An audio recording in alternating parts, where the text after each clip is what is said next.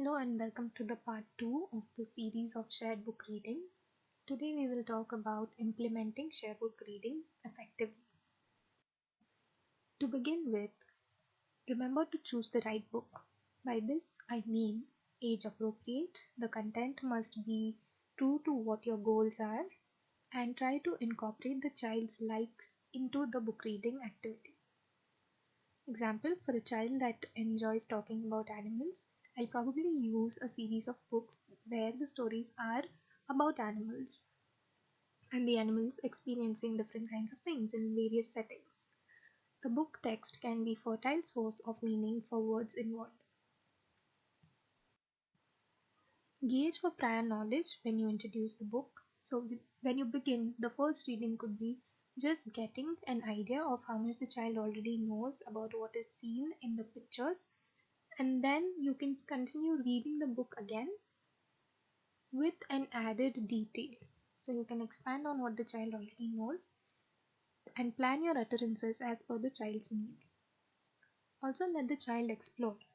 So, here, if you have planned to focus on a certain concept on a page, but the child points to a different detail, do not worry and just focus on the detail that the child has pointed to. Talk about it, get more information, try to expand on that concept.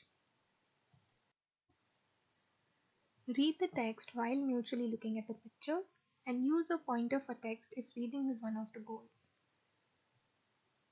This also is going to improve sight reading with kids if there is enough repetition and exposure to the same word with the textual context while shared book reading is used. Provide informational text to facilitate conceptual learning. So, here we talk about how you can use the text that is underlying the picture.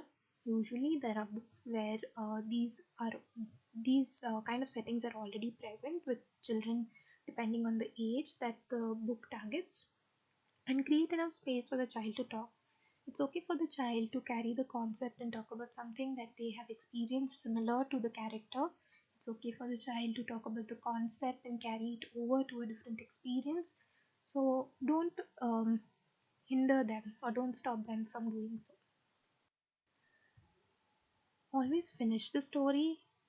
So here, even if it means that you have to skip what you have planned because the child is not in the mood and you go only one detail per page, but make sure that you reach the end of the story. This is going to help with task compliance, and it is going to help the child understand that once the child sits with you for reading, can only leave once the book is done. Reinforce every attempt of participation. It may be a question, it may be a comment, it could be suggestion, it could be any sort of information giving. Reinforce it. The reinforcement can be just as simple as listening to what the child has to say, responding to them with a oh very good, oh that's correct, or just saying that that's right, this is what it is talking about it. I'm glad you remembered. Ask if the child liked the story. So it really makes an impact when you ask the child if the child liked the story. You can also conclude with questions like which story would you like to read tomorrow? Or things like if you didn't like the story, why didn't you like it? Do you want a story about a different character? This is going to help you get more information on the child's interest. You can also do things like, oh, you didn't like it, but I like the story. So here you're going to do a little bit building of um, theory of mind concept.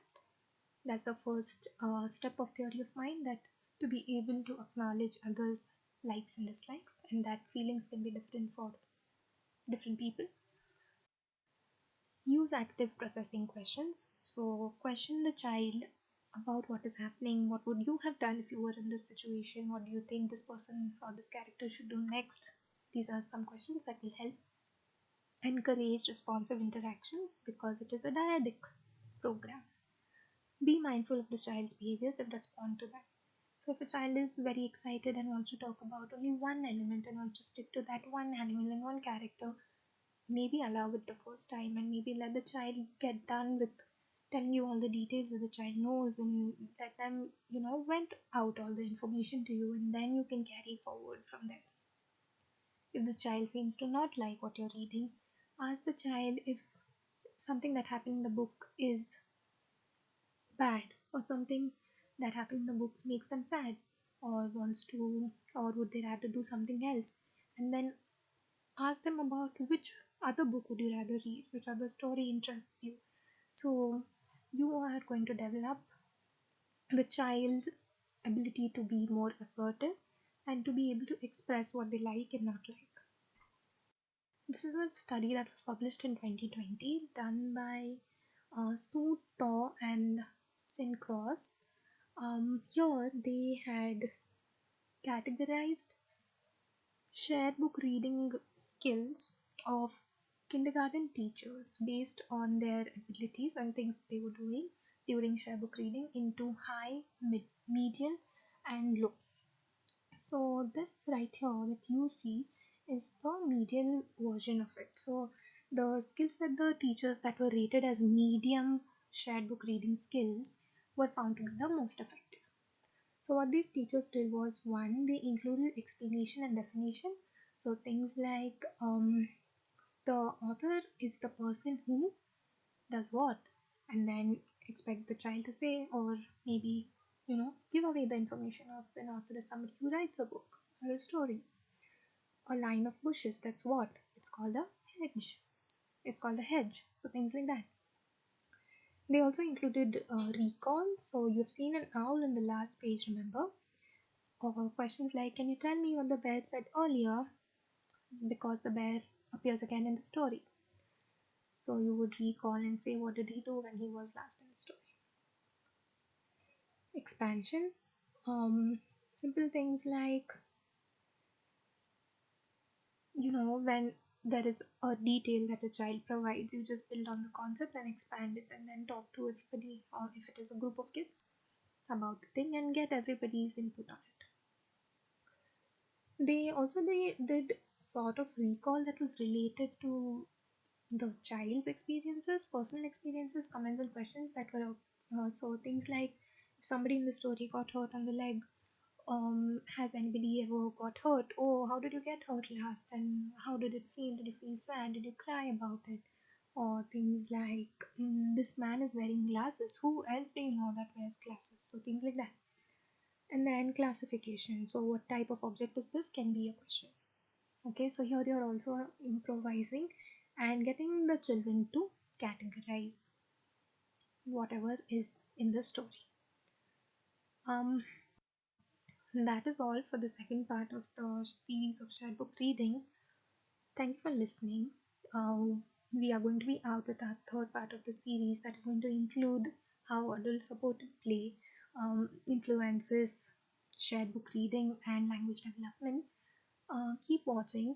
Let us know what you want next, and please follow us. Thank you.